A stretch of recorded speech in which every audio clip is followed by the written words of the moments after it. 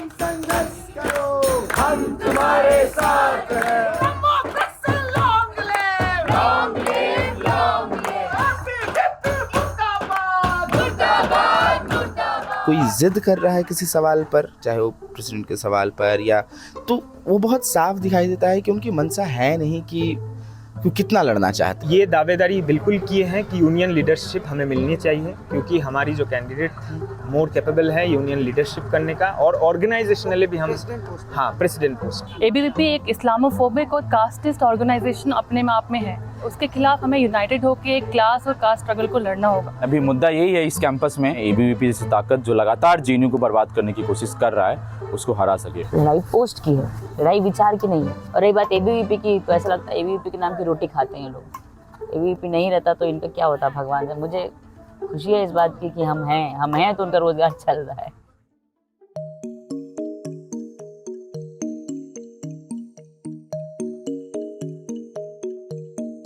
Jawaharlal Nehru university यानी JNU में छात्र संघ चुनाव का आगाज हो चुका है और चुनाव प्रचार जारी है। हर बार की तरह इस बार भी पूरे देश की निगाहें जेएनयू के इस इलेक्शन पर है, क्योंकि जेएनयू का इलेक्शन सिर्फ इस कैंपस का इलेक्शन नहीं होता, बल्कि इसकी जो पॉलिटिकल मैसेजिंग है वह पूरे देश के लिए मायने रखती है। यह बात सही है कि 2014 में नरेंद्र मोदी के प्रधानमंत्री बनने के बाद देश के अलग अलग कैंपसेस में right wing student union ABVP का उभार हुआ, लेकिन जेएनयू इकलौता ऐसा संस्थान है जहां पर एबीवीपी जीतने में सफल नहीं हो पाई। उसके पीछे एक बड़ा कारण यह भी था कि इस कैंपस में जितने भी लेफ्ट स्टूडेंट ऑर्गेनाइजेशन जैसे कि आसा, एसएफआई, डीएसएफ, एआईएसएफ, यह सब एक बैनर तले चुनाव लड़ते थे, एक अलायंस में चुनाव लड़ते थे जिसका नाम था यूनाइटेड लेफ्ट फ्रंट। लेकिन अब गणित बदल चुका है, अब खेल बदल चुका है। दरअसल इस बार के चुनाव में लेफ्ट दो धड़ों में विभाजित हो चुका है। एक तरफ आयसा के साथ डीएसएफ का गठबंधन है, तो दूसरी तरफ एसएफआई के साथ बाकी लेफ्ट दल हैं। ऐसे में सवाल यह अहम उठता है कि अब जो लेफ्ट का एक वोट बैंक था जेएनयू में, या जो लोग लेफ्ट को पसंद करते थे, उनको अब दो विकल्पों में से किसी एक को चुनना होगा, जिससे कि वोट के डिवाइड होने का चांस है। इसीलिए कयास यह भी लगाया जा रहा है कि इस बार एबीवीपी जेएनयू में जीतने में सफल भी हो सकती है। हालांकि यह गठबंधन टूटा कैसे, किन मुद्दों पर असहमति हुई जिसको लेकर लेफ्ट दो धड़ों में बंट गया, और इन सब के बीच एबीवीपी क्या रणनीति अपना रहा है, इन सब के बारे में इस रिपोर्ट में हम विस्तार से बात करेंगे।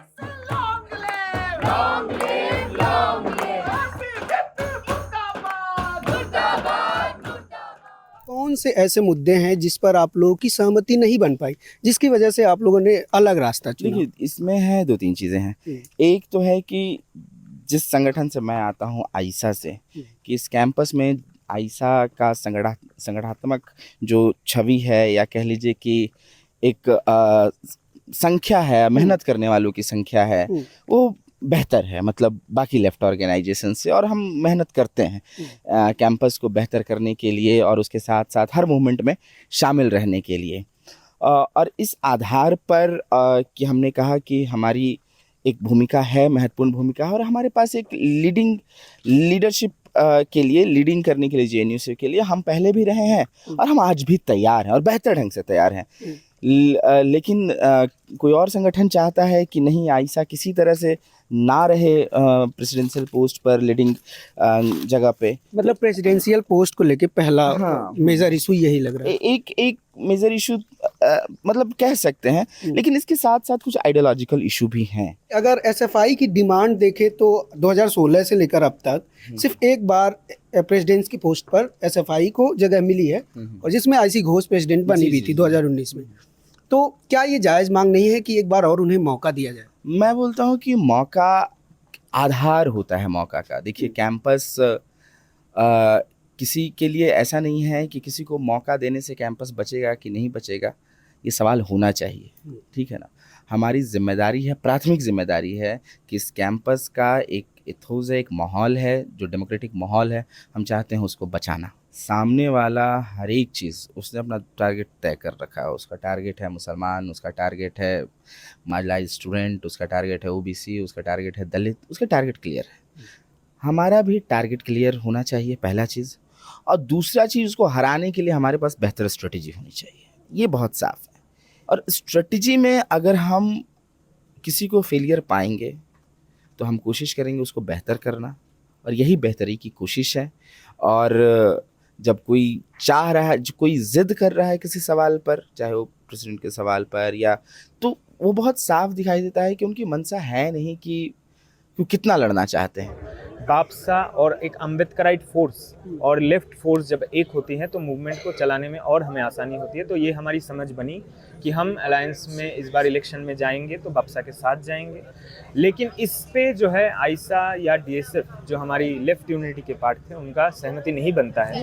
यही बात है कि आप और उसके साथ ये भी है कि हम ये दावेदारी बिल्कुल किए हैं कि यूनियन लीडरशिप हमें मिलनी चाहिए, क्योंकि हमारी जो कैंडिडेट थी वो हमें लगा कि वो मोर कैपेबल है यूनियन लीडरशिप करने का, और ऑर्गेनाइजेशनली भी हम प्रेसिडेंट पोस्ट पे। लेकिन इस पे समझ नहीं बनी। और साथ साथ ये भी क्लियर कर देना चाहता हूँ कि हम इस ब्लॉक के साथ जाना चाहते हैं जिन पे वो उनकी सहमति नहीं बनी। तो हमने ये समझ बनाई कि हम जो मूवमेंट से एक साथ आए हैं और इस मूवमेंट को हम आगे लेके जाएंगे। मतलब आप और बापसा को भी इसलिए अलायंस में लेना चाहते थे और वो नहीं चाहते थे। हाँ, वो नहीं चाहते थे। तो इसलिए हम इस अलायंस के लेके आगे बढ़े, और उसके साथ पीए से भी हमें ज्वाइन किया जो कि हमारे मूवमेंट में हमें समर्थन दे रहा था। लेकिन वो कह रहे हैं कि बापसा में भी दो ग्रुप है, एक जो नया ग्रुप है वो एसएफआई के साथ है। तो मैं ये कह देना चाहता हूँ कि बापसा हमारे साथ अलायंस में है, और इसके पोस्टर्स पर्चे आ जाएंगे आपके सामने और वो क्लियर हो जाएगा। साथ ही साथ बापसा का जो ऑफिस बेरर है प्रेसिडेंट, जो कि जेएनयू आउटगोइंग जेएनयू की जनरल सेक्रेटरी है प्रियांशी आर्या, और साथ ही साथ बापसा का जो करंट यूनिट है वो एसएफआई के साथ अलायंस में है। और ये लेफ्ट अम्बेडकर अलायंस जो ये बना है United left Ambedkar United alliance, इसमें एसएफआई, बापसा, एआईएसएफ और पीए से साथ मिलकर लड़ रहे हैं। बापसा के कुछ एक्टिविस्ट जो ऑर्गेनाइजेशंस का जो करंट यूनिट है उसके डिसीशंस से अलग जाके वो ये डिसाइड करते हैं कि वो अलग से चुनाव लड़ेंगे।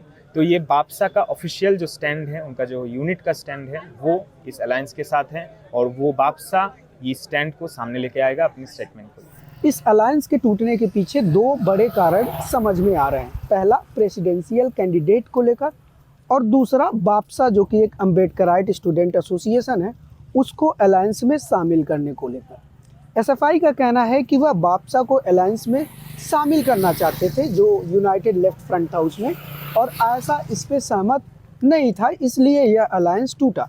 जबकि आयसा का कहना है कि वह बापसा से उनको कोई नाराज़गी नहीं है, कोई असहमति नहीं है, और उनका यह भी कहना है कि बापसा के कुछ लोग उनके साथ हैं। हालांकि बापसा ऑफिशियल तौर पर एसएफआई के साथ अलायंस में है।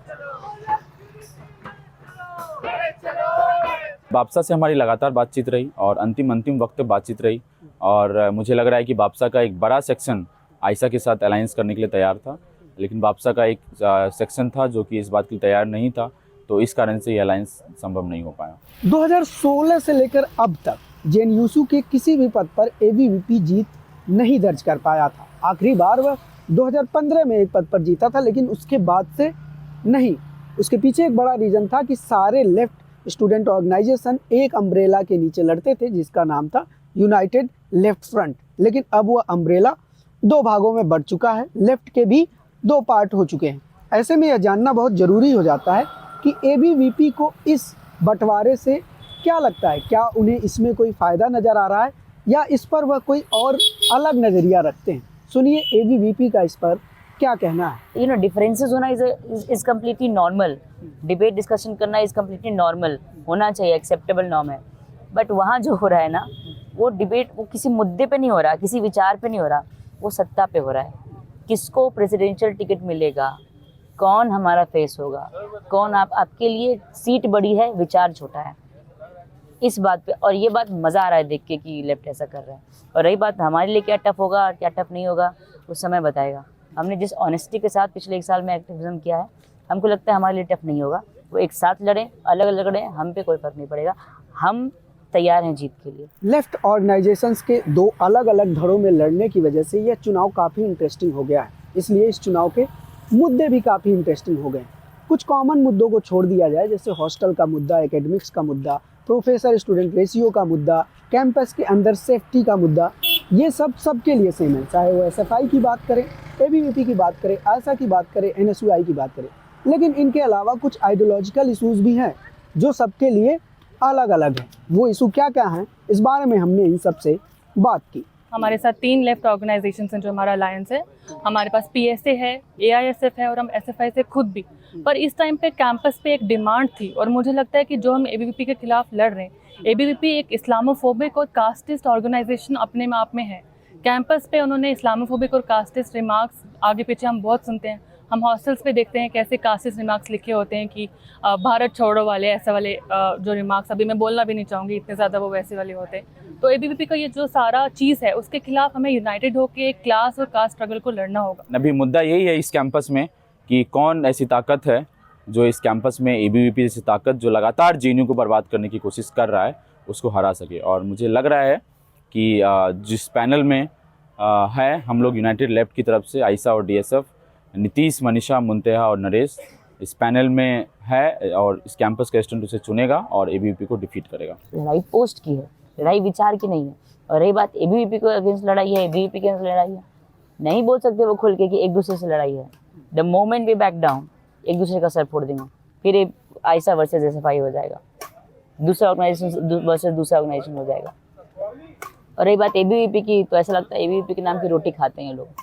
एबीवीपी नहीं रहता तो इनका क्या होता भगवान से। मुझे खुशी है इस बात की कि हम हैं तो उनका रोजगार चल रहा है। पिछले चुनाव का जो मार्जिन था वो 200-300 था, 2066 हाईएस्ट मार्जिन था और शायद जहाँ तक मेरी जानकारी 2400-2500 का विनिंग आंकड़ा था वो। तो 400-300 का जो गैप है, वो जो डाइवर्स स्टूडेंट्स मैंने पहले एग्जांपल दिया वो पाटेंगे इस दूरी को। ये जो गैप है वो जो न्यू स्टूडेंट्स आए इस कैंपस में, जिनसे हमारा संपर्क है, जो हमारे सॉर्ट ऑफ बैकबोन है, तो कभी आपको फ्रंट पे नहीं दिखेंगे। सारे पढ़ने लिखने वाले स्टूडेंट्स हैं, बैठने वाले हैं, लाइब्रेरी में बैठने वाले स्टूडेंट्स हैं, जिनको लगता है कि हम सही में उनके लिए लड़ रहे हैं, वो इस गैप को ब्रिज करेंगे। और हमें पूरा विश्वास है कि इस बार वो जो सूखा जो आप जिसको बता रहे हैं, बारिश जरूर होगी। हालांकि इस राजनीतिक सरगर्मी के बावजूद जेएनयू में चुनाव प्रचार जारी है और देखने वाली बात होगी कि इस नए राजनीतिक शुरुआत से किसको फायदा मिलता है। क्या लेफ्ट फिर से यहाँ पर कब्जा जमाने में सफल रहता है या फिर इस बार एबीवीपी को फायदा होगा। हालांकि इसके साथ मेरी आप सब दर्शकों से अपील है कि हमने 2 महीने से ज़्यादा का वक्त लगाकर एक डॉक्यूमेंट्री बनाई है जो कि कैंपस पर है।